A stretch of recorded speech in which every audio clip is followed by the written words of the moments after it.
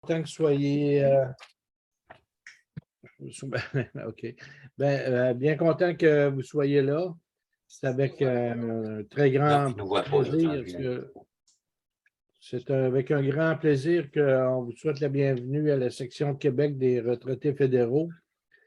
Alors, il y a je pense qu'il y avait 108 personnes d'inscrits, puis on a déjà beaucoup qui sont arrivés. On va demander aux gens de mettre ça en sourdine, de mettre vos écrans en sourdine. Il y en a quelques-uns aussi qui sont au téléphone. C'est ça. Fait que, parce qu'on a quand même beaucoup de monde. On remercie les habitués, puis on remercie tous ceux qui se joignent à nous pour la première fois.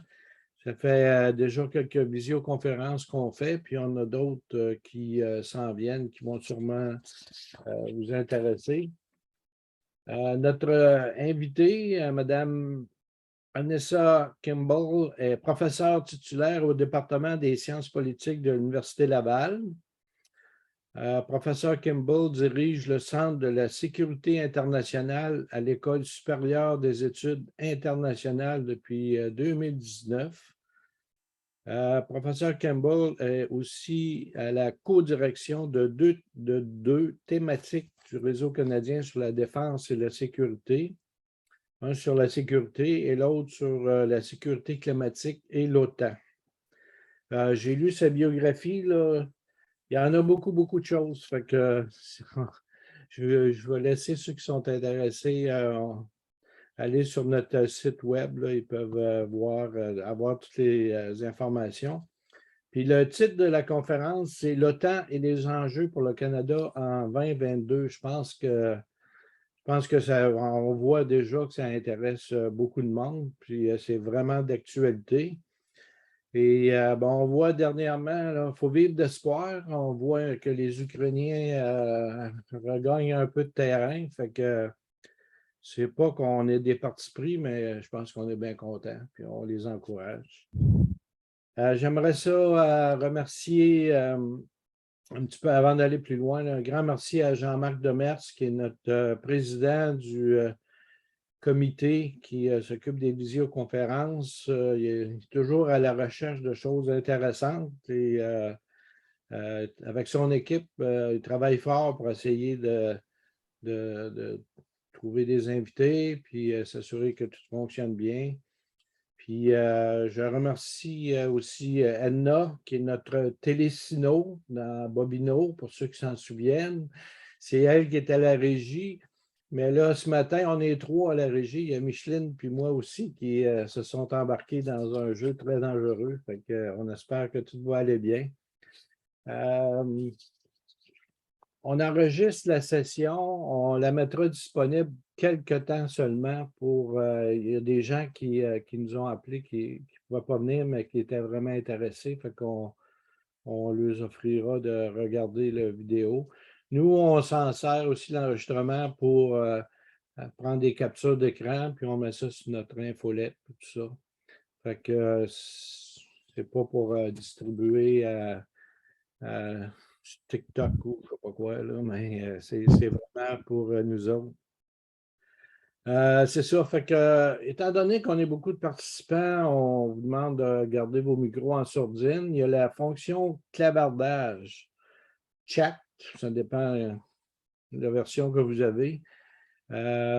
Puis à la fin, on va lire, on va regarder les commentaires au fur et à mesure. Puis Mme Kimball pourra répondre aux questions. La conférence, c'est 45 minutes, puis après ça, on a réservé 15 minutes pour les questions. Fait que c'est pour moi que vous êtes venus entendre parler. Fait que bienvenue à tout le monde encore une fois. Puis ça me fait plaisir de présenter l'OTAN et les enjeux pour le Canada en 2022 par la professeure Anessa Kimball. Je vous cède la parole, Mme Kimball.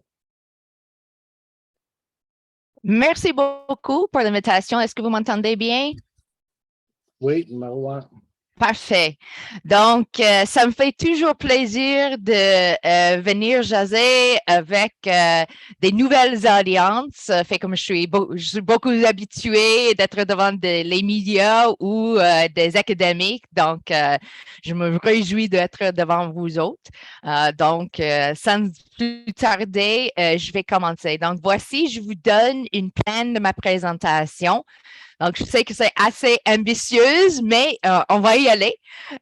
Donc, en fait, comme j'ai réuni avec le comité exécutif, puis on s'est jasé un petit peu sur les sujets, j'ai décidé de commencer avec une petite révision du traité de Washington.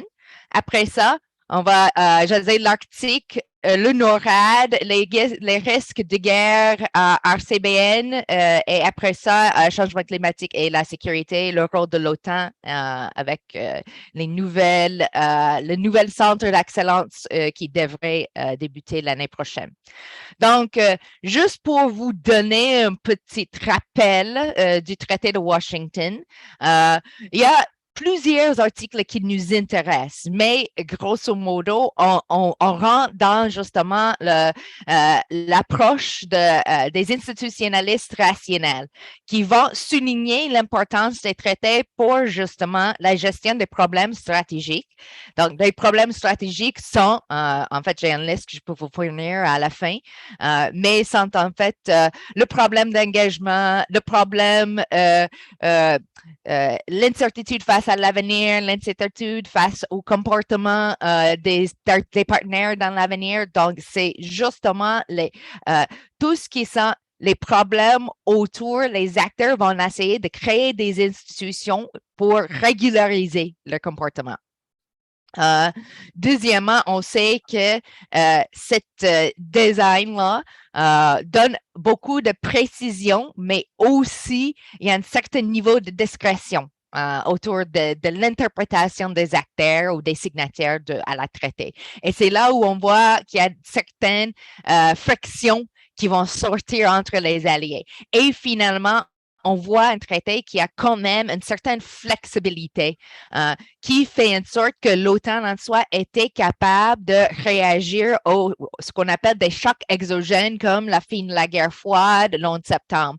Et on voit que l'OTAN fait cette chose à travers ses concepts stratégiques. Et le concept stratégique qui était publié en été, on voit certaines choses dans ce concept-là qui démontrent justement la réflexion avancée de l'OTAN sur certains dossiers, notamment l'Arctique et la Chine, que pour la première fois se trouvaient dans le concept stratégique de l'OTAN. L'article 2, c'est celui qu'on souligne comme l'importance de la démocratie. Donc, on parle des institutions libres, on parle de la stabilité, d'assurer la stabilité et les principes sur lesquels ces institutions sont fondées. Et encore une fois, moi, on peut discuter l'adhésion ou la demande d'adhésion de l'Ukraine dans ce contexte-là à la partie des questions au fin. Finalement, l'article 3, c'est celui qui exige les États de maintenir des capacités individuelles et jointes et assurer cet soutien mutuel. Et c'est là où les États c'est là où il y a l'engagement des États, de la part des États, ce qu'on appelle la fameuse de pourcentage de dépenses militaires. Mais encore une fois, le 2%, c'est une cible politique. C'était une cible politique qui était adoptée à partir de 2006. Mais grosso modo, l'article 3, c'est justement l'idée de maintenir. Et c'est là où, au Canada, on réfléchit souvent sur ce qu'on appelle the credibility gap. Donc, l'écart entre ce qui s'est demandé de la partie de l'OTAN et ce que le Canada peut fournir. Et ça, c'est, en tour, on évoque beaucoup le 2%, sachant que le Canada, on est à peu près vers 1,6. Ça se peut qu'on va dépasser à 1,8 cette année, mais probablement pas plus que ça. Donc, comme dans un dernier texte que j'ai rédigé, j'ai fait une analyse de point de vue des institutionnalistes rationnels de la traité lui-même. Et donc là, on parle d'un traité qui est assez court de façon comparative. La traité de Washington est pas plus que 7 ou 8 pages. Là. Il y a 14 articles. Là. Donc, celui qui est le 4, c'est les consultations. Et c'est l'article qu'on utilise justement pour s'assurer une collaboration qui est justement, qui est avant tout ce qui est la collaboration militaire, crise, la défense collective. Donc, il y a beaucoup qui se dit puis qui se fait dans le contexte d'article 4, qui sont l'actualité de ce que l'OTAN fait, mais c'est clair que l'article 5 là, sur la défense collective attire beaucoup l'attention publique parce que c'est celui-là qu'on fait appel lorsqu'on veut mobiliser la défense collective de l'OTAN. L'article 12 fait en sorte qu'il y a un processus de revue de traité et ceci était adapté à travers les années dans le processus de concept stratégique. Donc, on ne fait pas nécessairement une revue de la traité, mais ce qu'on fait, c'est justement cette modification au chaque 5, mais même 10 ans, là, ça dépend. Là. Le dernier, celui qu'on a maintenant vient de sortir, ça faisait 12 ans, mais ils ont débuté ça en 2018. Là. On avait la pandémie, fait que ça donnait un petit délai. L'article 3 est, bon, celui, article 4, c'est la consultation. 5, c'est la réponse militaire. Et 4, c'est celui dans lequel on gère beaucoup de marge de discrétion. Donc, ça vous donne un peu l'histoire de l'OTAN. Il faut s'entendre que l'OTAN, en 1949, c'était justement le Canada, les États-Unis et les 12 partenaires d'Europe de l'Ouest. Au fur et à mesure, depuis la fin de la guerre froide, on sait que l'OTAN a élargi. En fait, je faisais une analyse de l'élargissement de l'OTAN et l'Union européenne qui est disponible. Et ce qui est intéressant, c'est que l'OTAN de l'aujourd'hui, on regarde qu'il y a 30 membres.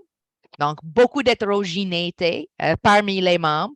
Moi, je pense souvent que c'est 30 démocraties, mais elles sont quand même comme 30 saveurs de démocratie comme la crème glacée. Il y a une qui n'est pas nécessairement la même que l'autre.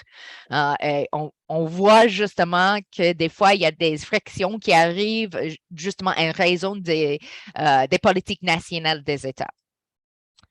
Finalement, avec l'adhésion qui doit arriver bientôt, et moi, je crois que ça doit être avant la fin de l'année, l'adhésion de la Finlande puis la Suède.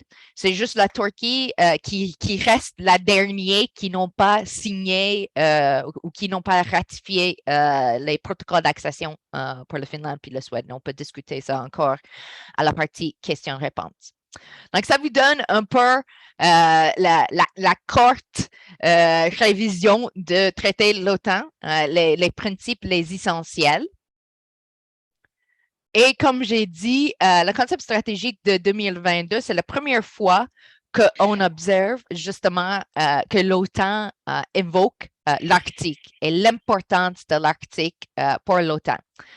Pour ce qui est le statu quo entre les États-Unis et le Canada, en ce qui concerne l'Arctique, on tombe jusqu'au Canada Treaty Series 1988-29. Et ça, c'est la dernière accord sur la coopération arctique entre le Canada et les États-Unis. On voit très clairement, ici, j'ai sorti les points essentiels. On voit que cet accord de collaboration, l'important, c'est le développement, la sécurité, l'environnement. On ne parle pas nécessairement de la défense, et ça, c'est par exprès, parce qu'on sait qu'il y a certains dossiers de défense qui donnent un peu de la friction entre les États-Unis et le Canada dans l'Arctique.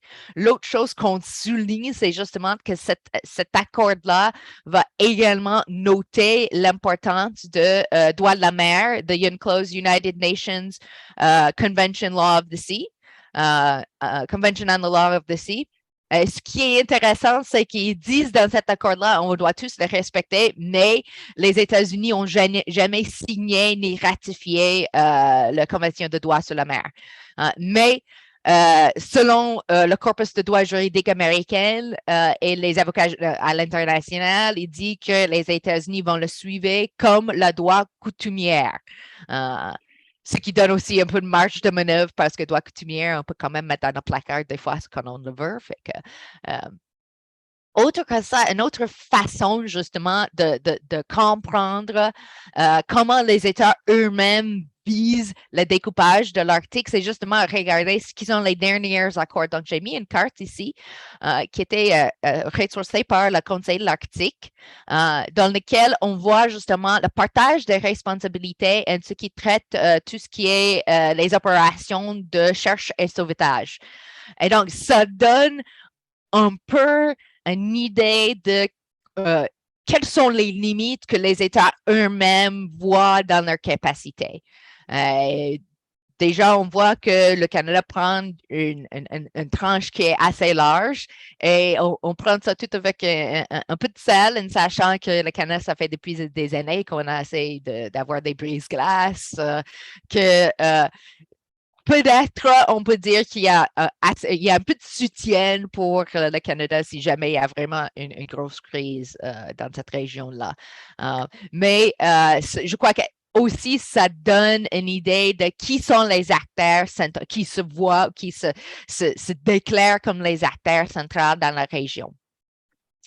Et on s'intéresse notamment à la région de plus en plus parce que le passage à la nord-ouest commence d'avoir de plus en plus des opportunités d'exploitation régulière de façon maritime. Ce qui est important de ça, c'est que d'abord, il y a ce passage-là, il y a certains qui disent que ce passage traverse juste les eaux internationales, pas le Canada, parce que le Canada va dire non, non, non, le passage passe dans les eaux qui appartiennent au Canada parce que vous êtes dans les îles puis les péninsules dans le Grand Nord qui appartiennent au Canada. Donc, ça, c'est la première chose. Donc, c'est le Canada, les États-Unis, le Finlande, Suède, Norvège, Islande, Danemark et aussi la Russie. Donc, c'est un dossier dans lequel on est obligé de travailler avec la Russie à une certaine limite. Et de là où il y a un certain manque de sécurisation dans les discours et dans les accords dans l'Arctique. Parce qu'au moment qu'on met les questions de défense et sécurité à la table de négociation, la Russie ne veut pas interagir parce que la Russie ne veut pas qu'on donne des acteurs externes un certain rôle de pouvoir sur ces dossiers-là. Donc, ça, c'est la raison pour laquelle, excusez-moi, la majorité des acteurs internationaux dans l'Arctique touchent juste des dossiers de climat, d'environnement, de commerce, de patrimoine et ne sont pas nécessairement des acteurs qui se posent beaucoup de questions sur le côté défense et de la sécurité. Pour ce qui sont le droit international, on note qu'il y a aussi la Convention de l'ONU, mais aussi les accords de Paris qui donnent un peu de législation, légérification dans la région, on peut dire. Également, les communautés sociales non étatiques font partie intégrale des acteurs qui se trouvent dans l'Arctique. Ce qui est important, c'est qu'au Canada, on a une obligation de faire en sorte que ces regroupements sont des parties prenantes quand on parle de l'Arctique, qu'on fait de la politique dans l'Arctique. Tandis que certains de nos alliés ne sont pas sur la même page que nous autres. Et c'est un peu surprenant, par exemple, que la Norvège, quoique pour eux autres, les Samis, il faut comprendre que les Samis, c'est des groupes autochtones qui vont traverser entre la Norvège, puis le Finlande et la Russie pendant leur saison nomadique. Et le Norvège, là, ils ont quand même, là, ils croient qu'on doit mettre ces regroupements à côté quand on parle de l'Arctique. Et donc, on se trouve des fois que même parmi les partenaires qui sont assez importants, on a des divisions qui donnent un peu de fragilité. Mais ceci ne veut pas dire que le Canada peut exclure ces groupes-là quand on parle de nouveaux centres de l'excellence sur le changement climatique et la sécurité qui doivent venir. Et vous voyez ici les deux chemins principaux du passage. Et c'est sûr que ce qui intéresse plus les États-Unis et le Canada, c'est celui de le passage nord-ouest. La raison pour laquelle on voit que c'est important de plus en plus ici, c'est des données que j'ai prises à partir de NOAA, donc de National Oceanography Agency des États-Unis. Et vous voyez en fait en jaune la limite de la glace qui existait jusqu'au 2010. Et maintenant, on voit que la reculement, la retraite de la glace est très, très importante. Et encore une fois, on voit littéralement l'ouverture de cette passage-là. Donc, c'est sûr que dans les prochaines années, ça sera un enjeu de plus en plus important. Entre autres, une des raisons pour lesquelles les États ont tendance de vouloir avoir beaucoup de discrétion face à leurs limites dans l'Arctique, c'est justement les zones économiques d'exclusion. Et ça, c'est les zones dans lesquelles les États ont des droits d'exploitation. C'est surtout l'exploitation minérale sur les planchers de mer. Et c'est là où aussi on voit justement qu'il y a un certain protectionnisme de cette zone-là et justement certaines différentes qui peuvent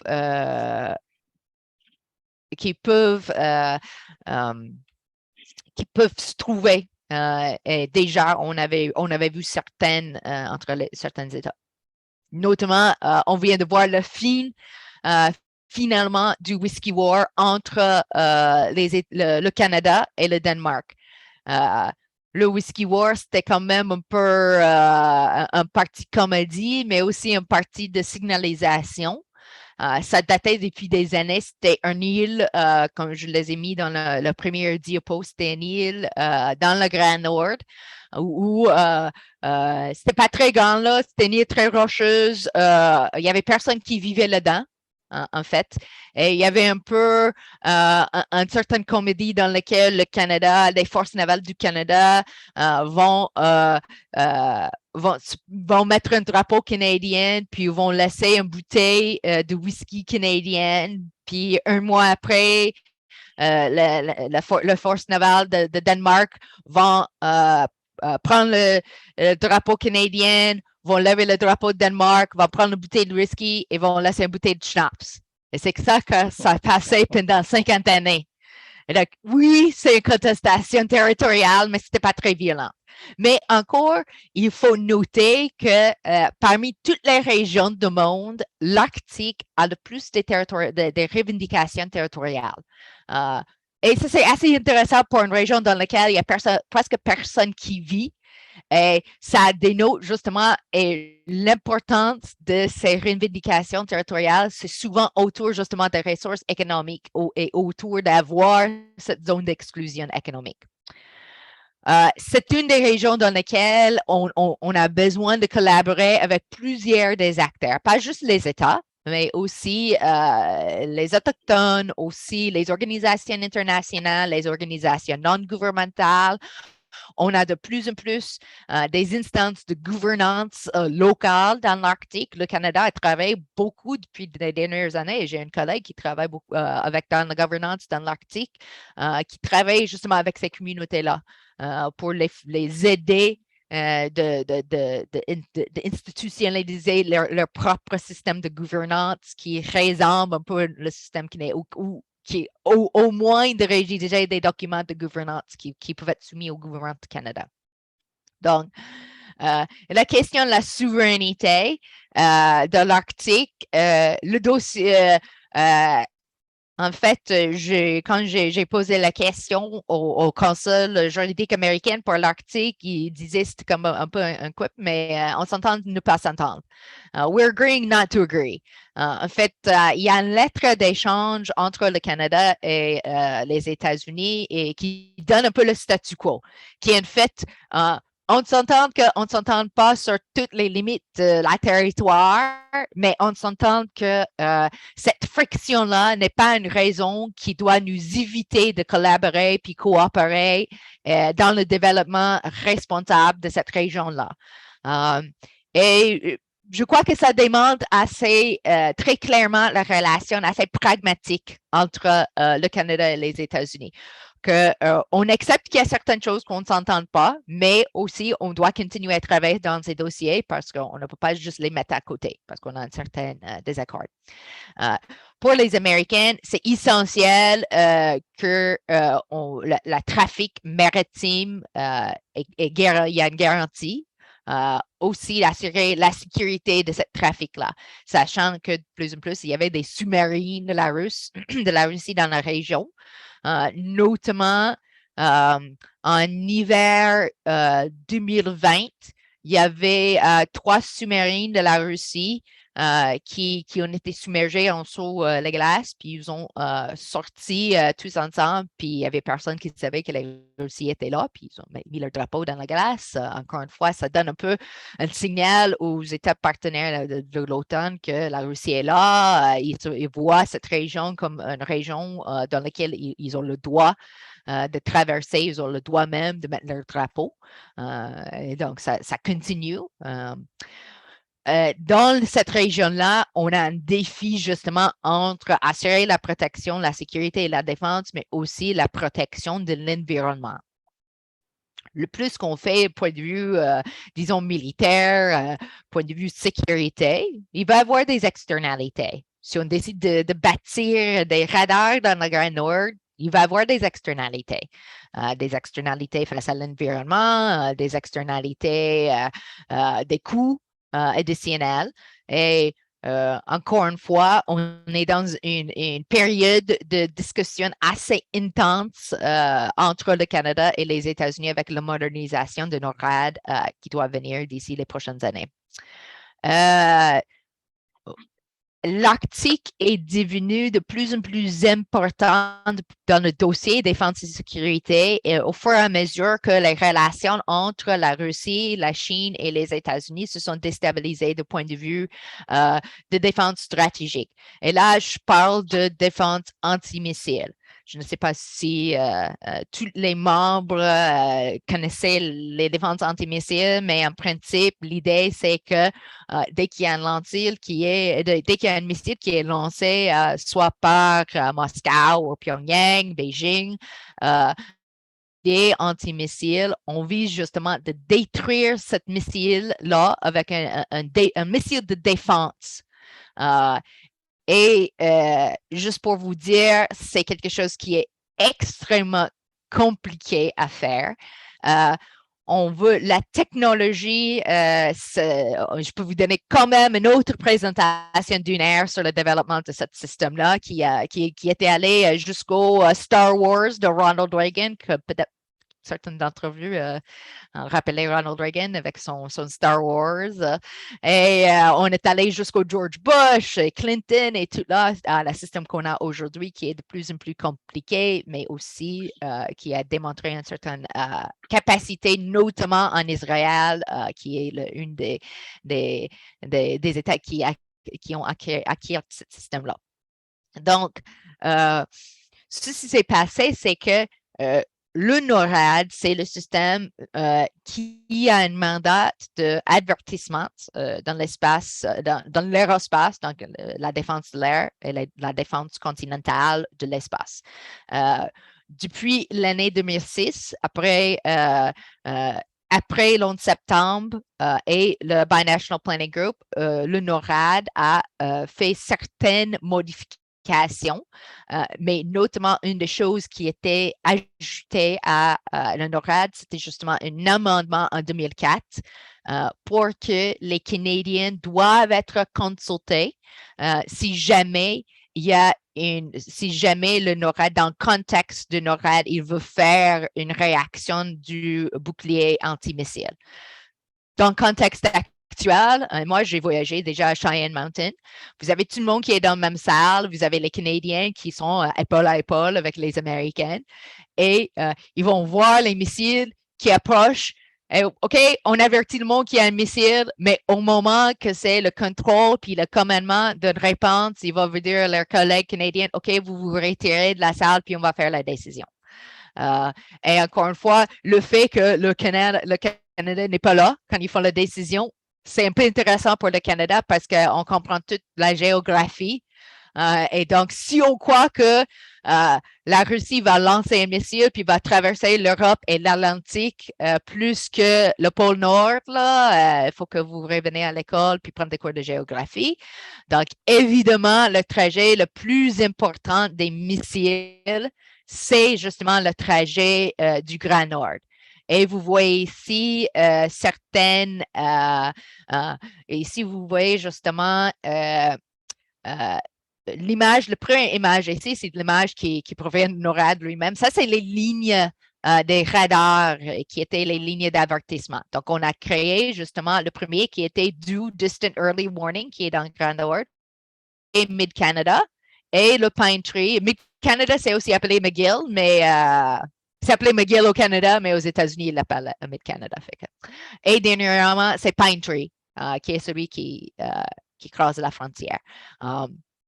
Donc, ça, c'était les lignes de radar qui ont été établies dans les années 40, les années 50. Dans l'actualité, tout ce qui sont les équipements, là, est complètement fini.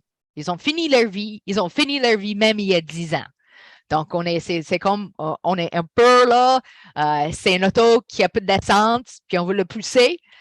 Et donc, c'est pour ça que le Canada a annoncé la modernisation du bouclier antimissile, de NORAD, du NORAD. Ils ont investi des milliards de dollars. Ce qui est sur la table de négociation actuellement, c'est que, encore une fois, on a des changements technologiques qui fait en sorte que le Canada pose certaines questions.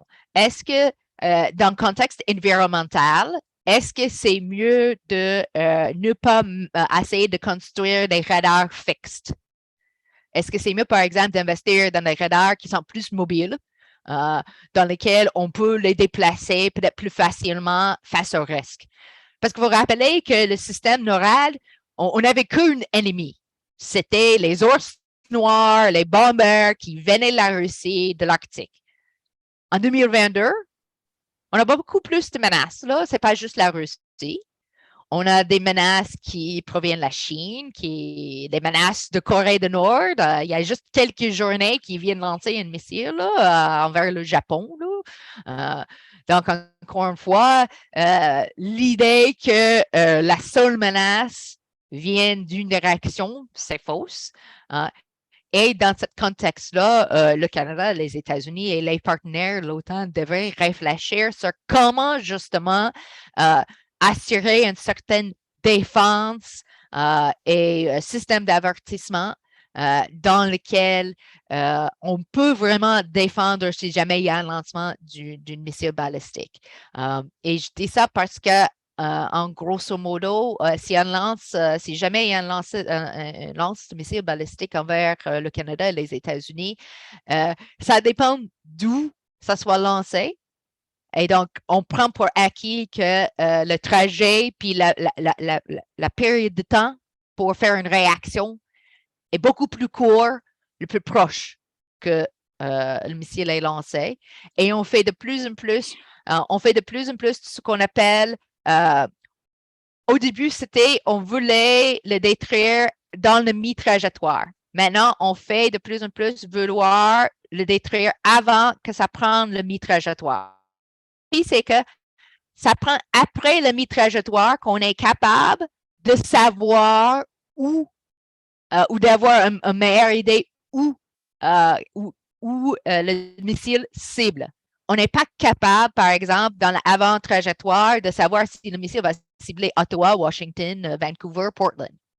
Et c'est là le risque. Parce qu'on ne sait pas. Et les Américains, ils vont le détruire.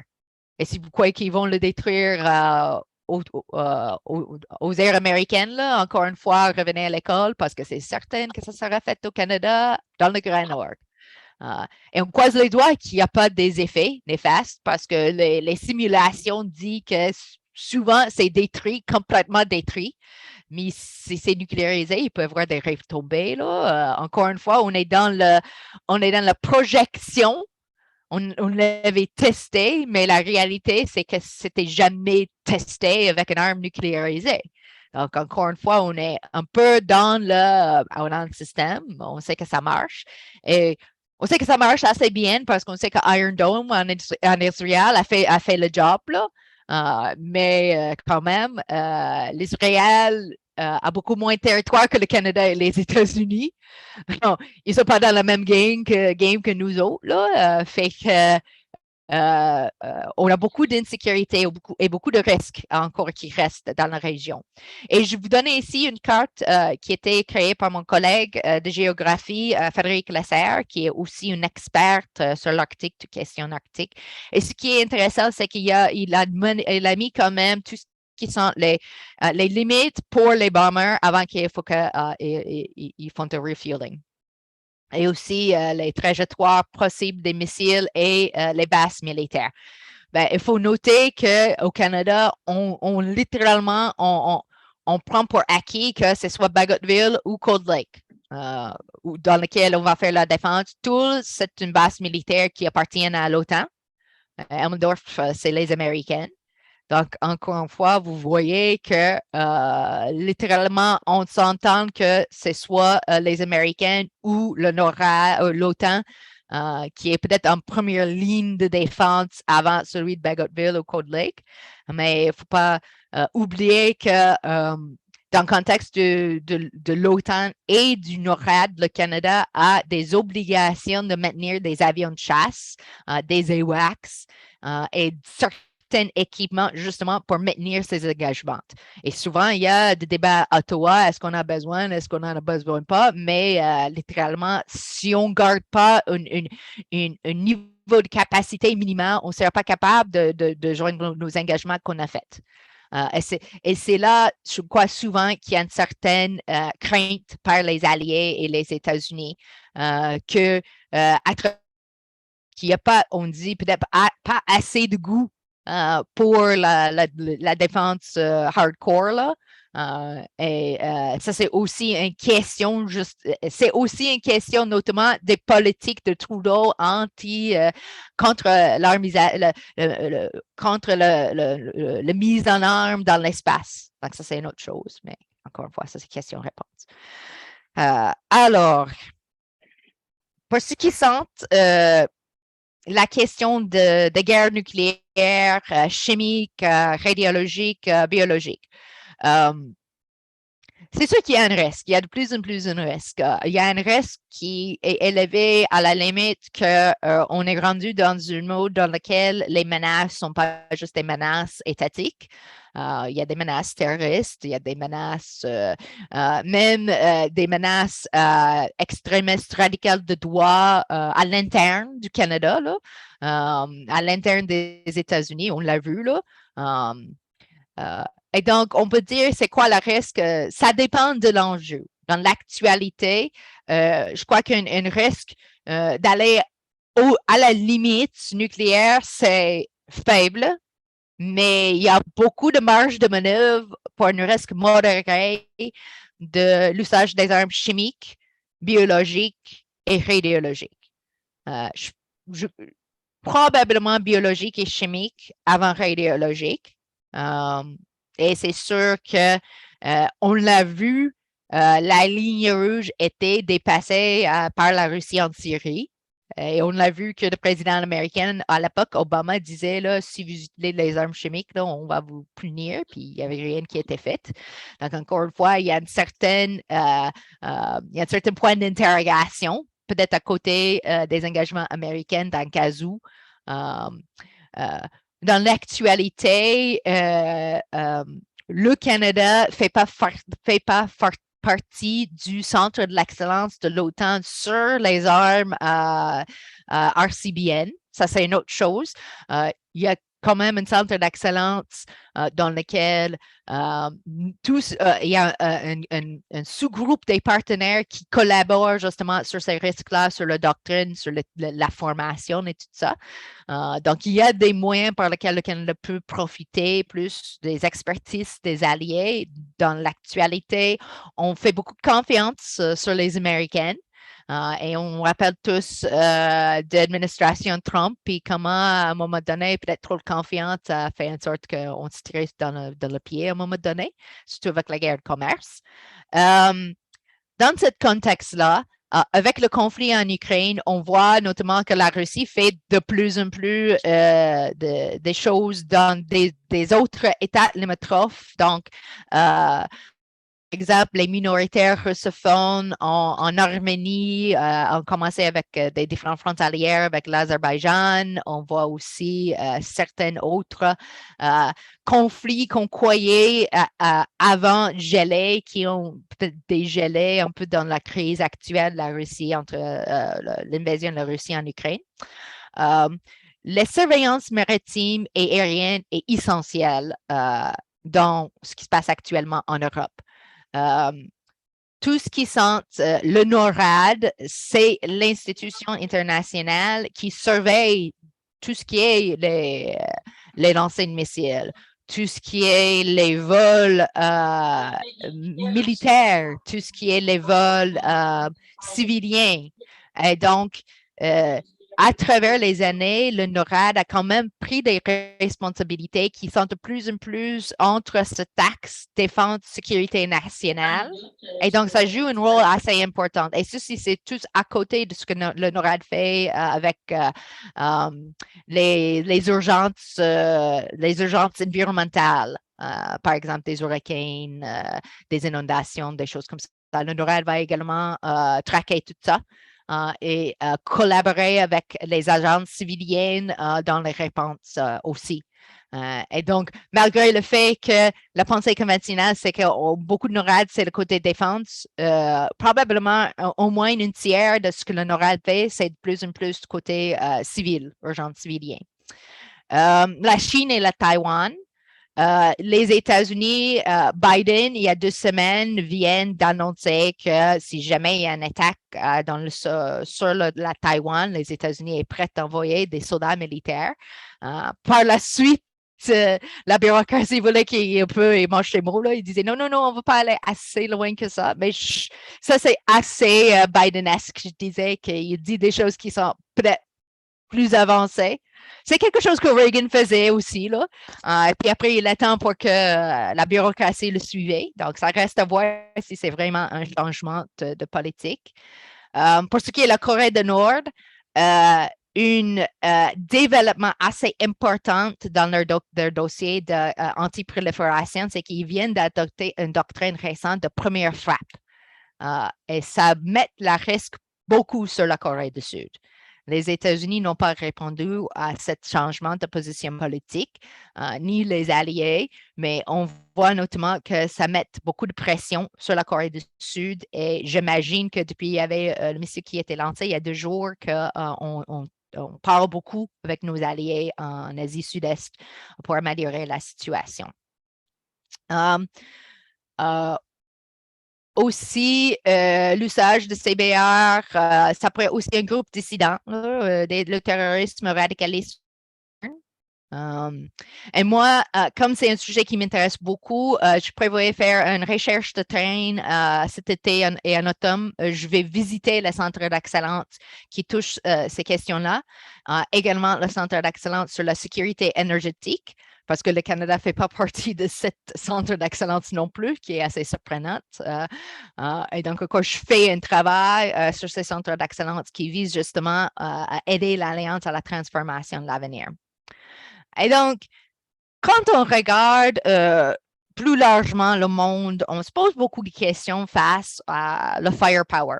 Donc, pour essayer un peu de comprendre c'est quoi l'évolution de la puissance, on a ici, ce que j'ai pris, c'est le Global Firepower Index. C'est un indice qui vise justement qui s'occupe ou qui vise justement de comprendre pas juste le firepower, mais aussi la capacité des États de se déployer leur capacité, avec l'idée que de plus en plus, on fait des conflits à distance, surtout les grandes puissances.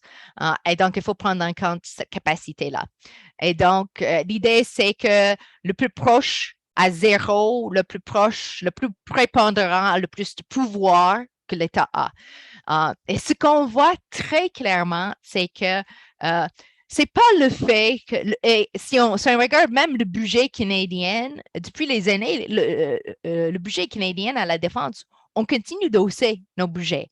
Mais le problème, c'est qu'on a des autres États qui dépensent plus que nous quand ils haussent le budget. Donc, même si le Canada a dépensé de plus en plus, on a tombé en plusieurs places depuis 2016.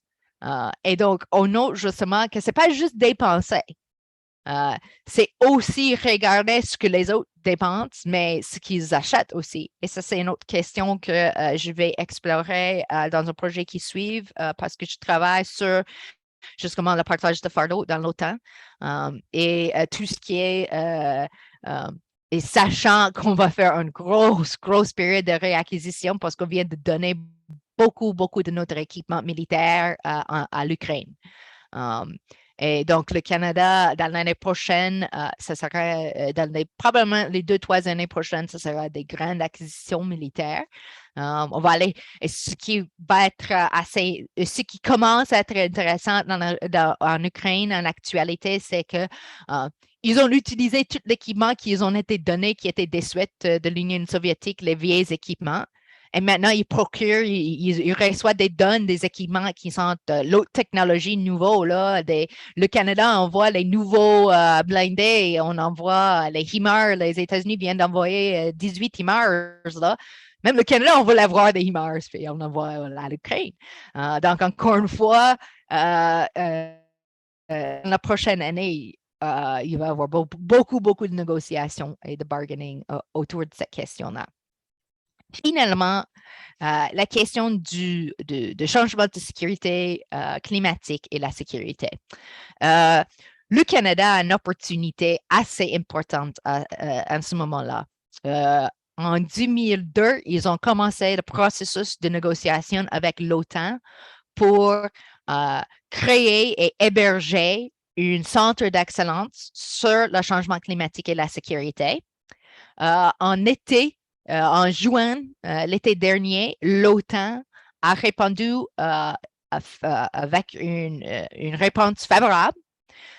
Et donc, actuellement, les parties prenantes au ministère de la Défense, au ministère de l'Environnement, au ministère des Affaires étrangères, ils sont en train de mettre ensemble ou de créer ce nouveau centre qui doit... et donc, en fait, moi, je suis assez chanceuse parce que j'ai reçu une subvention du ministère de la Défense nationale d'aider justement dans certains aspects de cette création. Moi, je m'intéresse beaucoup dans le côté de collaboration entre les États. Donc, le Canada va être, on va l'héberger ici, mais probablement, ça va prendre au moins une autre allié qui va être notre copartenaire dans tout ce qui est le hosting, l'organisation, et puis les invitations et tout ça. Le Canada n'a pas décidé quel allié de l'OTAN ils vont, ou ça se peut que ça soit deux, mais tu ne vas pas plus que trois vont faire. Qui seront les membres de l'OTAN qui vont acquérir en premier? Il faut rappeler que les centres de l'excellence sont pas du tout la même chose que l'OTAN. C'est des choses qui sont externes à tout ce qui est la structure de l'OTAN. Les États participent par leur volonté et ils payent leur poche de participer et ce qu'ils donnent à chacun de ces centres d'excellence ne peuvent pas être ajoutés à le budget de l'OTAN. Donc, c'est littéralement toutes des institutions qui sont à côté.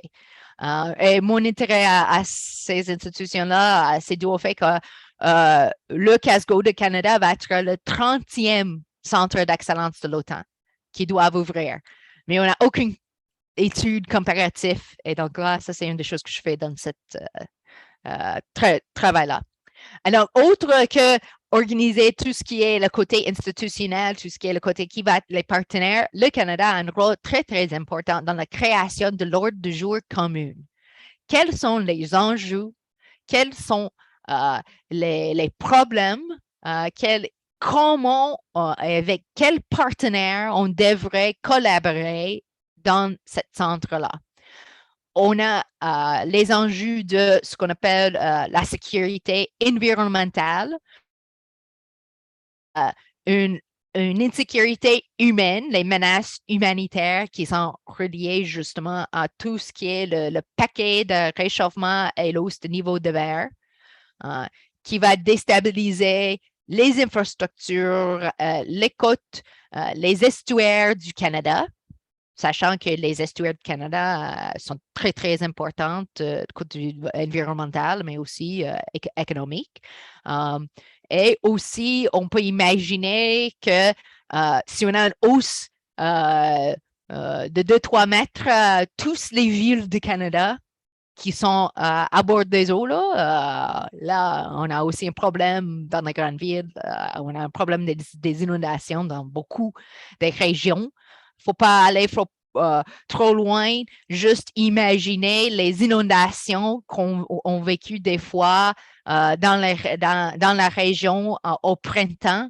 Et quand le Saint-Laurent ou le Saint-Charles ou les autres rivières vont déborder et quand même, on a des crises. Donc, on peut imaginer ça, mais au niveau fédéral. Donc, encore une fois, ça ne prend pas trop d'imaginer le désastre qu'on peut imaginer, qu'on peut avoir. Avec ça aussi, il y a les menaces économiques.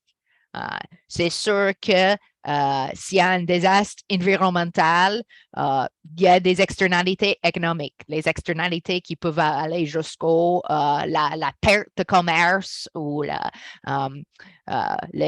arrêts de commerce, la perte des biens qui sont produits, la perte, les pertes dans le secteur agroalimentaire ou agricole. Et sachant qu'encore une fois, toutes ces choses sont reliées. Faut prendre en compte que le changement climatique est aussi quelque chose qui donne l'insécurité humaine, mais c'est aussi intersectionnel.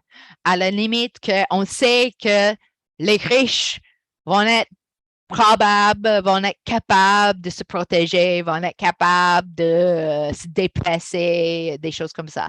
Mais c'est les pauvres, c'est les personnes autochtones, c'est les personnes qui sont sans abri. Donc, si vous imaginez une inondation dans une ville comme Vancouver, il y a beaucoup de personnes sans abri. Qu'est-ce qui va arriver avec ces personnes-là? Est-ce qu'on va les laisser tout aller dans la mer? Là? Encore une fois, il y a l'intersectionnalité fait en sorte que ceux qui sont dans les régions très rurales, appauvries, marginalisées, ou ceux qui sont dans les grandes villes, même marginalisés, qui n'ont pas l'accès, ou ceux qui sont dans les milieux désécurisés pour d'autres raisons, là, ils vont avoir des effets plus importantes. Donc, par exemple, on sait déjà que dans les grandes villes, on a ce qu'on appelle des déserts de nourriture, dans lesquels certaines régions très défavorisées, on peut pas trouver même des fruits et légumes frais, parce qu'ils n'ont que l'accès aux dépanneurs puis les choses en canette. Et il y a vraiment un problème d'alimentation avec les enfants dans ces zones-là, parce qu'ils n'ont pas l'accès. Et donc, imaginez ça, mais dans la ville au complet. Là. Encore une fois, c'est quelque chose. La défense et la sécurité de l'Arctique, ça va compliquer, c'est sûr. Ça va compliquer la défense et la sécurité dans l'Arctique. Dès que on prend compte qu'il y a une certaine permagel du terre dans l'Arctique pour tout ce qui est l'exploitation, le développement. Donc, imaginez que la permagel va dégeler, puis il va y avoir beaucoup, beaucoup de déstabilisation dans beaucoup de régions qui sont dans l'Arctique parce qu'ils n'ont pas été créés dans l'idée qu'on va avoir déstabilisation des terres. Là. Et finalement, on voit aussi qu'il y a une tendance d'avoir des conflits idéologiques, même à l'intérieur du Canada avec les changements climatiques. C'est-à-dire qu'on voit des partis politiques qui prennent des positions qui sont distinctes. On a des lobbies, des groupes de lobbyistes, des provinces. On peut observer, par exemple, j'aurais besoin de chercher le dépôt, mais j'en ai quand même un beau dépôt, mais en photo. Mais par exemple, ceux qui consomment le plus de pétrole versus la population. Donc, on voit très clairement qu'il y a des provinces comme l'Alberta qui consomment beaucoup comparativement à la population, tandis que le Québec se trouve plus au milieu. Là. On ne consomme pas trop parce qu'on a comme une très grande population au Québec. Le terrorisme environnemental. On a vu des attaques sur les pipelines en Colombie-Britannique qui étaient faites par des environnementaux terroristes. Et ce qu'on voyait, qui était appelé par mon collègue la pétromasculinité, tout ce qui était le convoi à la liberté. Qu'on avait les gars avec leurs gros camions, avec leurs gros roulottes, qui laissaient le pétrole gaspiller, qui prenaient beaucoup de place, qui veulent se démontrer, qui sont enfâchés avec leur grosse structure. Là. C'est hautement masculiniste comme politique. On va bloquer les choses, on va s'assurer que vous nous entendez. Là, je peux donner quand même une autre présentation sur ça aussi. Alors, donc, assez importante pour le Canada. Dans quelques semaines, je vais participer justement dans une table ronde avec le ministère de la Défense et le Defense Research, le regroupement de défense, la recherche à la défense, juste dans le contexte d'essayer de créer l'agenda commune pour ce centre d'excellence de l'OTAN. Ce qui est assez intéressant, c'est que parmi vos membres, vous avez quand même des experts fédéraux qui ont des expériences dans beaucoup de ces dossiers-là. Et ça serait tellement intéressant à voir, par exemple, si vous préparez des rapports avec vos expertises et certaines des conseils, parce que ce que je trouvais quand j'ai fait un peu la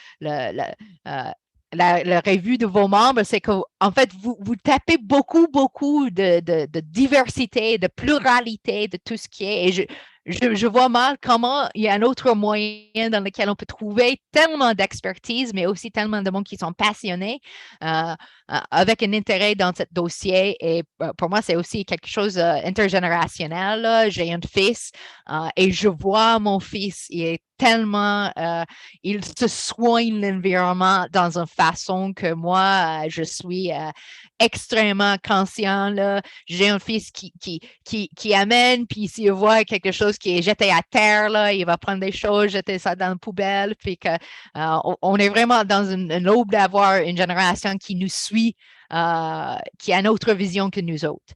Et donc, pour moi, dans le contexte de mon projet, je m'intéresse quels sont les problèmes de défense collective puis sécurité collaborative qui sont affectés par les insécurités climatiques?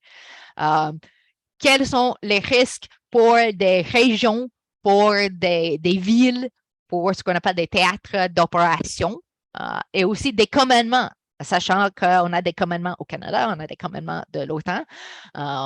Donc, c'est quoi le rôle de l'OTAN? Quand on parle de prévention, dissuasion, réponse et gestion de crise. Au Canada, on donne de plus en plus des mandats à nos forces canadiennes pour faire des choses là, mais à un moment donné, peut-être ils vont avoir trop de tâches à faire. Et donc, il faut réfléchir. Et maintenant, on est dans une période de réflexion, même aux forces armées, si, par exemple, on devrait doter les forces réserves avec des outils plus pour les réponses aux désastres humanitaires. Et donc, peut-être les forces régulières on va faire plus de niches de défense et les forces réserves, on va les former plus. Et donc, encore une fois, c'est des questions d'actualité à Ottawa. Finalement, pour moi aussi, la question de comment on peut justement convaincre des parties prenantes l'actualité de s'impliquer. Parce qu'on sait que, en effet, on demande des parties prenantes, surtout des fermes, de payer pour une incertitude des bénéfices à l'avenir. Et donc, on demande de payer et c'est les personnes qui payent, qui souffrent, on peut dire, les externalités ou les coûts, qui ne vont pas bénéficier. Et comme le monde est tellement égoïste, là, surtout les politiciens, c'est assez difficile de convaincre des personnes de donner puis de s'organiser pour quelque chose que les autres ne vont pas voir nécessairement les bénéfices dans leur vie. Et donc, merci beaucoup pour votre attention. Si vous avez d'autres questions, je vois qu'il y a des choses dans le chat, fait que je vais commencer là. Voici, je vous mets certaines de mes choses qui sont en préparation. Donc, déjà, bientôt, mon monographie sur le partage photo de l'OTAN va sortir. En fait, je viens d'avoir l'avis qu'en hiver 2023, un autre texte que j'ai rédigé sur l'11 septembre et le NORAD va apparaître dans le review Air and Space Operations Review, qui est publié par la Force aérienne américaine. Je travaille aussi sur un autre chapitre dans un ouvrage après la guerre en Ukraine. Mais si vous voulez lire des choses qui sont déjà disponibles, comme j'ai évoqué mon travail sur l'OTAN, et ici, vous pouvez cliquer, je vais vous envoyer la présentation, et aussi mon travail sur l'élargissement de l'OTAN et l'Union européenne, qui est aussi encore d'actualité avec tout ce qui se passe en Ukraine. Et merci beaucoup. Et voici, je vous donne un peu l'anatomie d'un intercept pour vous donner une idée si vous ne connaissez pas nécessairement comment ça marche, un intercept pour des antimissiles. Et il y a aussi une simulation de Raytheon qui est assez, vous savez, là, Raytheon, ils ont beaucoup d'argent, puis ils vendent des parties, fait qu'ils vous vendent le bouclier. Et donc, c'est une simulation qui est assez intéressante parce qu'en fait, c'est une simulation avec une idée que c'est un missile qui est lancé envers un membre de l'OTAN. Donc, ils vont faire mobiliser des assets des membres de l'OTAN. Alors, merci beaucoup. Merci beaucoup, professeur Campbell. Franchement, il y a beaucoup de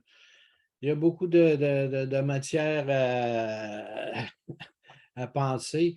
Micheline, est-ce que tu veux regarder les questions, puis peut-être… Oui.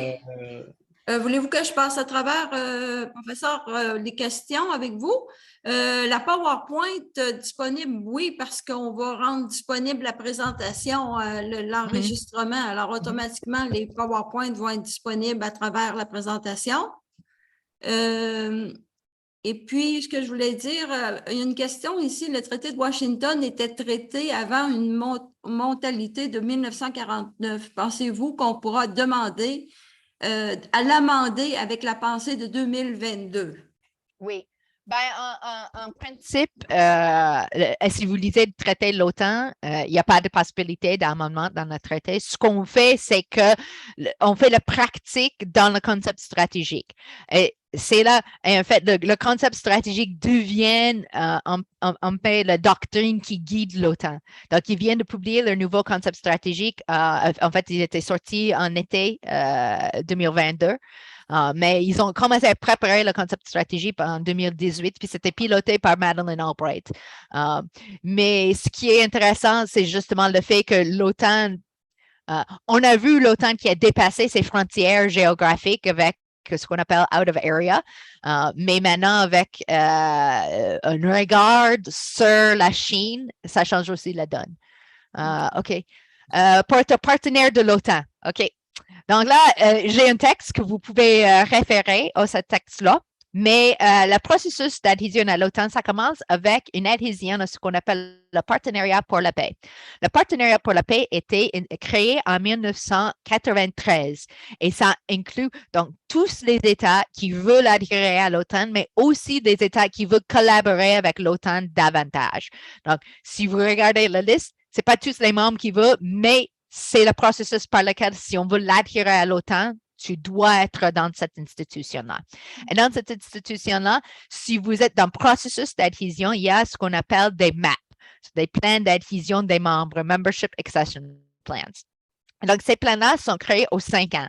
Ce qu'ils font, c'est littéralement, ils vont aller regarder, est-ce que vous avez les critères pour adhérer à l'OTAN, qui sont des critères de capacité militaire. Donc, ils doivent être capables de contribuer. Donc, sont pas nécessairement ce qu'on appelle un passager clandestine sur la sécurité collective. Un État pour être membre à l'OTAN doit avoir aucune contestation territoriale. Donc, ça élimine l'Ukraine littéralement comme départ parce qu'encore une fois, là, ils ont une partie qui est annexée, ils ont un pays, ils sont envahis par la Russie actuellement. Ils doivent avoir une démocratie qui est stable. Donc, la stabilité, souvent, ça se représente par des transitions de pouvoir entre des partis politiques qui sont pacifiques. Donc, encore une fois, on peut mettre un bémol à côté des États-Unis parce que l'année dernière, le pouvoir avec le 6 janvier qui n'était pas très pacifique. Donc, encore une fois, il y a des critères, mais on sait qu'il y a une discrétion autour des critères. Et notamment, l'autre chose qui est assez importante pour l'OTAN, c'est qu'il faut qu'il y ait une stabilité économique. Parce que pour être capable de s'engager de côté défense et sécurité, il faut que l'État ait la capacité d'investir dans la militaire. Et dans le texte que j'ai rédigé, j'ai justement, j'ai déployé l'importance du risque économique et le risque politique et une chose qui explique la distinction entre quand les États si les États se sont entrés dans les tours, le premier, deuxième ou troisième tour d'élargissement après la guerre froide, c'est justement ce risque-là. Donc, et dans le texte, c'est très clair, là, je vous ai donné des figures qui démontrent que la raison pour laquelle c'était la Pologne, puis l'Hongrie, puis la République tchèque, c'était en raison qu'ils avaient le moindre risque économique et le moindre risque politique à l'époque. Puis on voit en 2004, c'est le tour, ce que j'appelle le tour de poubelle, là, parce que c'était tous les États qui ont été à la marge, puis on fait ce que les Américains ont fait dans leur marché hypothèque, là. On met tous les États qui sont la merde ensemble, puis on distribue justement les coûts dans tous, si on les met tous ensemble. Et donc, c'est ça qui était assez intéressant.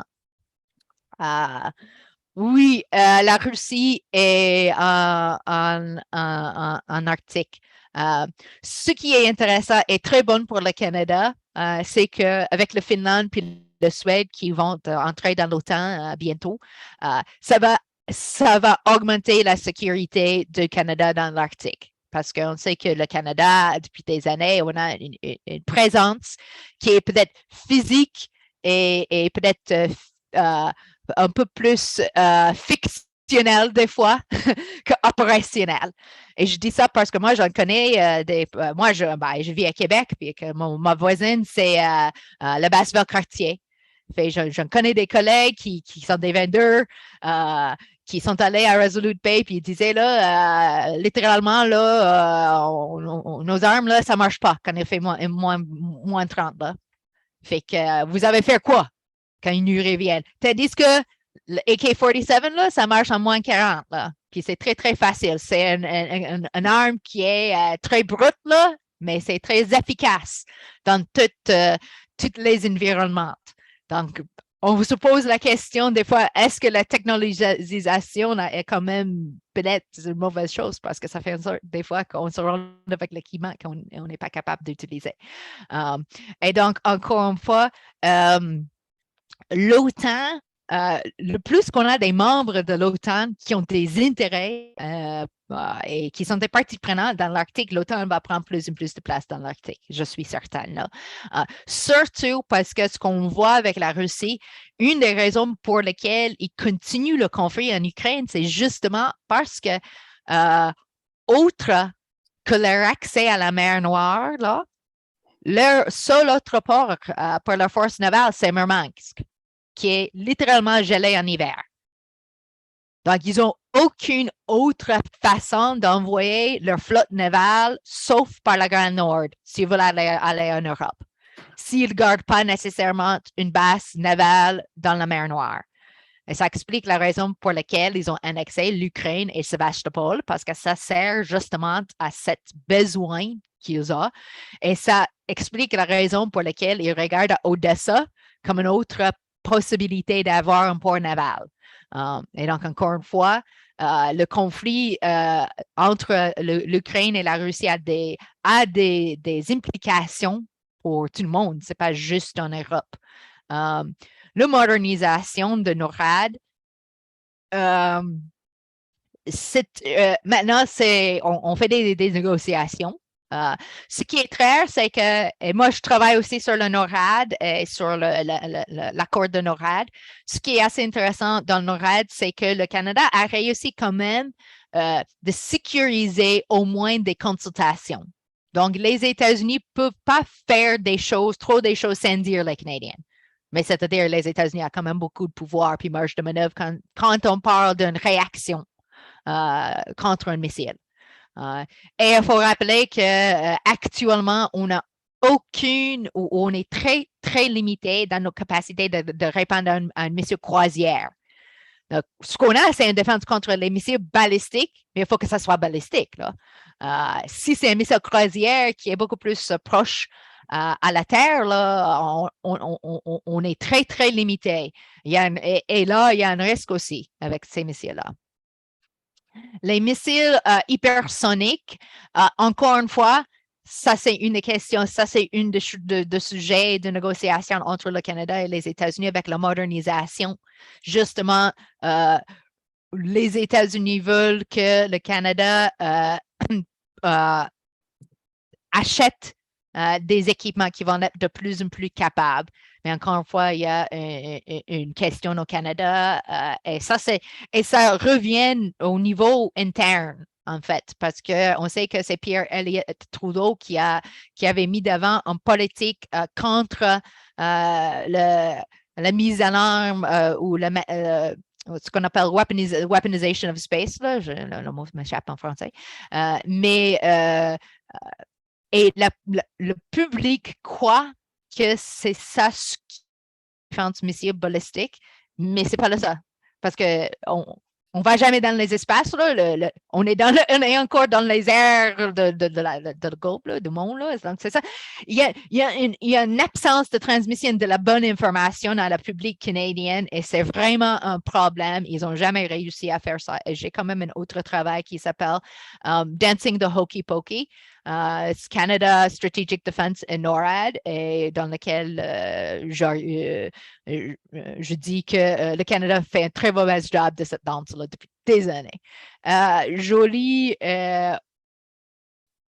oui, prononcé en faveur, oui et non. Il faut qu'on regarde cette ligne assez mince. Dire qu'on est favorable, mais pas la même chose que dire que l'Ukraine est prête d'accéder à l'OTAN aujourd'hui. Et je dis ça pour plusieurs raisons. D'abord, comme je l'expliquais, là, il n'y a aucun membre de l'OTAN qui est entré avec un conflit territorial qui est dans la violence active. C'est-à-dire, on voit que même juste l'annexation de Crimée est problématique dans le contexte de l'adhésion à l'OTAN. Deuxième chose, c'est que, encore une fois, avec l'article 5, là, dans l'actualité, on voit littéralement avec l'élargissement de l'OTAN, c'était assez stratégiquement fait par l'OTAN quand ils vont à l'Est. Ils ont décidé, les derniers États qu'ils ont mis dans le rond de 2004, c'était les États qui étaient le plus proches à Moscou. Il faut rappeler aussi que le Danemark, parce que Copenhague était le plus proche à Moscou parmi les 12 premiers membres, là, les signataires originaux, et le Danemark aucune installation de l'OTAN sur sa territoire. Aucune, parce qu'il ne veut pas que ce soit qu'ils sont attaqués. Et probablement, je crois que le Finlande puis le Suède vont demander la même chose, qu'il n'y a pas des installations, il n'y a pas des bases militaires de l'OTAN dans leur territoire. Donc, ça sera assez intéressant. Mais dans la courte à moyen terme, je ne vois pas qu'ils vont entrer. Ce ne sera pas. Ils peuvent le demander, puis ils viennent de dire que oui, il y a 8 États qui viennent de nous supporter, mais si vous, ça c'est annoncé le fin de semaine, mais si vous regardez la liste d'États, c'est que des États en Europe de l'Est, là, ça n'inclut pas aucun des États qui sont ce qu'on appelle les grandes cinq, là, les États-Unis, le Royaume-Uni, l'Allemagne, la France. Et donc, encore une fois, c'était juste la Pologne qui était dans la liste, mais évidemment, la Pologne est quand même dans dans l'actualité parce que c'est le membre de l'OTAN qui a la plus longue frontière avec l'Ukraine. Et donc, on voit que la Pologne et ce qu'on dit là, ils sont all-in. Tous leurs ressources, ils vont carrément là, dépasser leur budget militaire l'année dernière. Là, ils n'arrêtent pas d'acheter des choses, des équipements militaires. Et aussi, la Pologne, c'est le seul État de l'OTAN qui dit que pendant cette période-là, entre la demande d'adhésion et la finalisation de la ratification des protocoles, la Pologne, c'est le seul État de l'OTAN qui dit qu'ils vont défendre le territoire du Finlande et du Suède si jamais il y a une attaque par la Russie pendant cette période-là. Et ça, c'est assez intéressant parce que vous voyez que l'Allemagne est beaucoup plus proche, mais ils n'ont dit rien. C'est la Pologne qui vient vraiment là. Le budget annuel de l'OTAN est, encore une fois, le budget annuel. En fait, c'est 3 budgets. Il y a le budget militaire. C'est le budget dans lequel on donne beaucoup qui reçoit beaucoup d'attention. Ce budget-là est coupé entre le budget pour les opérations et le budget pour l'investissement à la sécurité. Et donc, les deux côtés de budget sont assez importants. Tout ce qui est le paquet investissement à la sécurité, ça, c'est tout ce qui est le développement, ce qu'on appelle le RD, T&E, Research, Development, Testing and Evaluation. Des équipements, tout ce qui est l'interopérationnalisation de l'OTAN, parce qu'il faut rappeler qu'avec 32 États, là, vous avez de plus en plus de langues, vous avez de plus en plus des équipements, il faut qu'il y ait une interopérationnalité. C'est la raison pour laquelle, par exemple, on a des ammunitions qui sont de NATO rounds, des choses comme ça, parce qu'on veut que... Et surtout, il faut que tous les membres sont croise-formés sur les armes de tous les autres membres. Donc, ça fait une sorte que si la Finlande puis la Suède va adhérer, tous les membres de l'OTAN vont se former sur tous l'équipement précis de ces États-là. Parce que l'idée, c'est jamais, si vous avez une partenaire à côté de vous, vous devrez être capable de prendre leur arme puis l'utiliser dans une crise, parce que ça, c'est l'interopérabilité, littéralement, que vous êtes capable d'utiliser toutes ces armes à feu. La contribution annuelle du Canada. Donc, le côté, donc, si vous voulez avoir l'information plus sur le pourcentage donc, dans la contribution du budget militaire civil, et ça, c'est le côté politique, là, affaires étrangères, c'est là où vous voyez plus ou moins la distribution, on peut dire, de puissance de facto dans l'OTAN, parce que c'est là où les États vont contribuer au niveau de capacité. Et là, on ne parle pas de pourcentage, c'est juste le pourcentage qui vont contribuer au budget civil. Et dans le travail que j'ai rédigé en 2019, là, j'ai fait une comparaison justement parce qu'une des raisons pour laquelle on a vendu l'élargissement, c'est justement le fait que ça va faire en sorte que les États vont contribuer moins. Et pas étonnamment, l'État qui a gagné le plus de l'élargissement, c'était l'Angleterre. Et en fait, pendant cette période-là, c'est le Canada qui a quand même pris plus de fardeau avec l'Espagne et la Turquie. Le GFP, c'est Global Firepower Index. Donc, si vous... oui, le Canada est très, très bas parce que le Canada a pas nécessairement beaucoup il suffit beaucoup sur la capacité américaine pour leur déploiement. On a une capacité de déploiement qui est, je dis, juste pour le militaire canadien et même avancé comparativement aux autres alliés de l'OTAN parce que le Canada a besoin de déployer à des distances très longues. On s'entend de ça. Mais notamment quand c'est des choses, quand c'est des massifs, là, on se fie sur les logistiques et le déplacement américain. Beaucoup, beaucoup. Notamment en Afghanistan, là, il y avait beaucoup d'équipements qui étaient livrés par les Américains. Les missiles coréens, oui, en principe, oui. En principe, c'est le même genre des missiles qu'on voit qui sont des missiles de la Russe. Ce qui est on a beaucoup moins d'informations sur ces missiles-là, par exemple, parce que l'information en Corée du Nord est beaucoup plus serrée. Là. On n'a pas le même niveau de renseignement face à leur capacité. Et c'est là où il y a plus de risques. L'autre chose, c'est que il faut noter que ça fait des années qu'on avait des Kim en Corée du Nord qui lançaient des missiles. Ça, c'est pas nouveau. Mais ce qui est nouveau comparativement à le leader, le dirigeant actuel, c'est que lui, il n'a pas peur des échecs. Les autres Kim, ils ne lançaient pas des missiles, sauf s'ils savaient que ça va marcher. Cette Kim-là, ça ne lui dérange pas. Il veut avancer les tests missiles. Si c'est un échec, c'est un échec. Et donc, depuis Kim Jong-un, là, on avait eu un triplage des lancers de missiles, des tests de missiles. Et ça, c'est surprenant et inquiétant.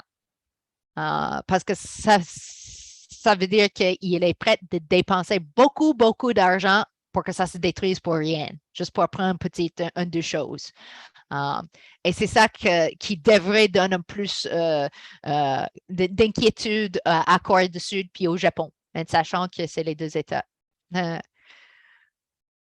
déchets accumulés. J'ai un collègue qui travaille précisément sur cette question-là. Moi, je ne suis pas du tout un expert sur les déchets spatials, mais je sais qu'on fait de plus en plus de régimes, notamment avec un aperçu sur l'environnement, pour essayer de réduire les déchets spatials.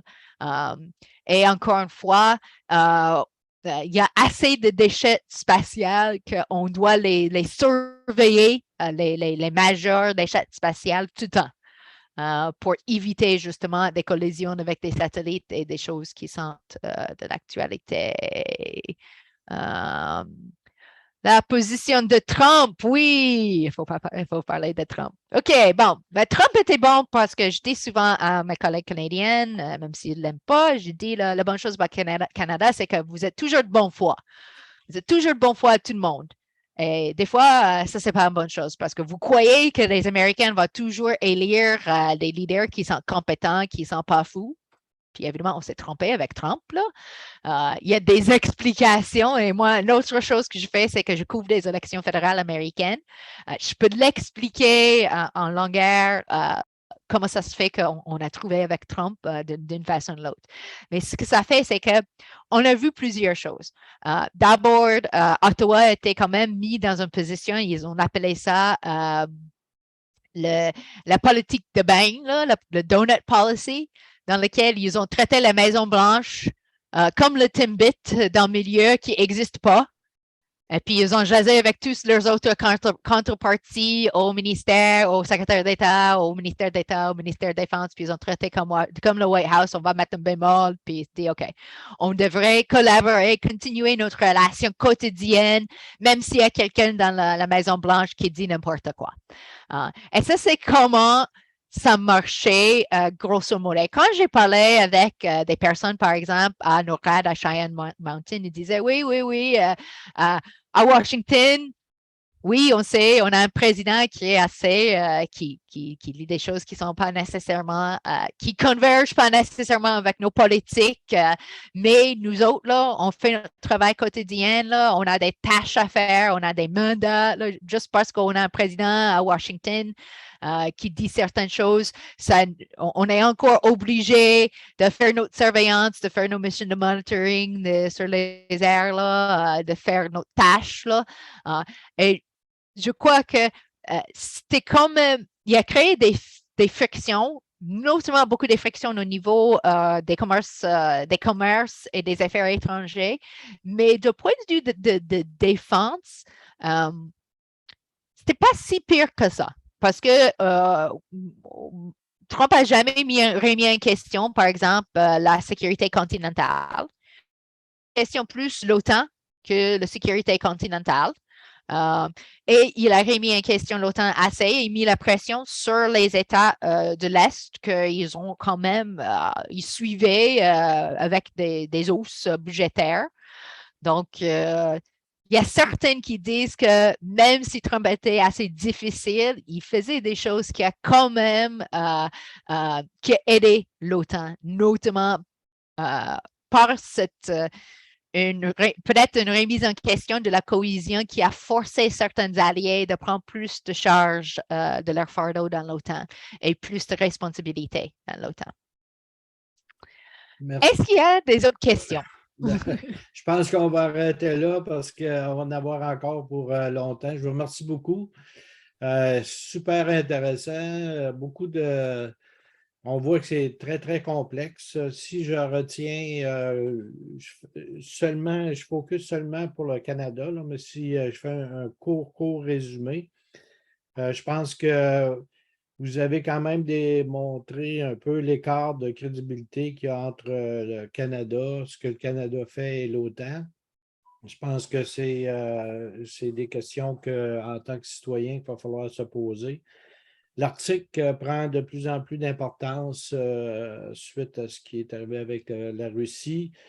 Défense antimissile, c'est à peu près tout ce qui marche. Là. Si on voit le Dew Line, Pine Line, tout ça, là, c'est fini, merci, bonjour. C'était des vieux radars qu'on avait qui ne marchent pas. Ensuite de ça, NORAD, en tout cas, moi je le savais, là, mais peut-être pas tout le monde qui savait que quand c'est le temps de prendre les décisions finales, là, ils font sortir poliment les Canadiens. C'est les Américains qui sont là. Aussi, je veux dire, il y a beaucoup de conflits non réglés dans l'Arctique. Puis je pense que c'est ça, les États-Unis, des fois, on se demande s'ils sont vraiment nos alliés. Ils contestent la frontière entre le Yukon et l'Alaska. La même chose, ils contestent le passage nord-ouest. On ne rentre pas tout là-dedans. Le Canada, il essaye de faire son petit bout de chemin avec les deux bases. Là, ces vieux F-18 là, qui viennent de l'Australie, qui étaient rouillés. Là. Cold Lake et à Bagotville, c'est surtout l'Alaska puis à Thule au Danemark qui sont prêts pour agir s'il arrive quelque chose avec les Russes. On a compris aussi qu'il y a une prolifération nucléaire et des autres conflits, ça déboule, là, puis c'est très important. Canada, Power, 25e rang, puis vous parliez des carabines qui ne fonctionnent pas dans le froid, dans l'Arctique. Les Rangers, là, les Inuits qui sont engagés là, pour... eux autres, ils préfèrent avoir les vieilles 303 de la Deuxième Guerre mondiale parce qu'au moins, eux autres, ils marchent. Fait que, Exactement. on voit qu'on n'est pas là. Mais je pense que peut-être s'il y a une chose à retenir, là, malgré tout ce que je viens de dire, ou tout ce que vous avez dit et toute la complexité, vraiment, le nouveau défi, les nouvelles menaces là, sont liées au changement climatique et c'est multiple. Fait que, en tout cas, vous nous avez donné de quoi nous faire réfléchir en masse. Je pense que c'est en tout cas, je suis convaincu que c'était très, très intéressant. On vous remercie beaucoup. Puis, je pense que en tout cas, je pense que tout le monde va avoir eu un petit quelque chose qu'ils vont avoir retenu. Puis, c'est excellent. Merci beaucoup. Puis pour terminer, ben, je vais laisser la parole à Jean-Marc Demers qui va essayer de nous mettre l'eau à la bouche pour les prochaines présentations. Jean-Marc, je te laisse la parole. Merci, Monsieur le Président. Merci beaucoup, Madame Kimball, de nous avoir informés et je suis très fier que vous ayez accepté notre invitation de venir avec nous. C'est un grand plaisir. Je remercie tous les gens à travers le Québec qui se sont inscrits et qui montrent de l'intérêt dans ce que nous faisons. Et enfin, je remercie mes collègues du comité qui essayent d'inventer des choses comme vous venez de nous en faire la preuve que c'est extraordinaire. Alors, un grand merci, puis au nom de nos propres membres, mais au nom de tous ceux qui ont répondu à l'appel, un gros merci, Madame le professeur, et au plaisir de vous revoir. Merci. Merci beaucoup. Bonne fin de journée tout le monde. Au revoir.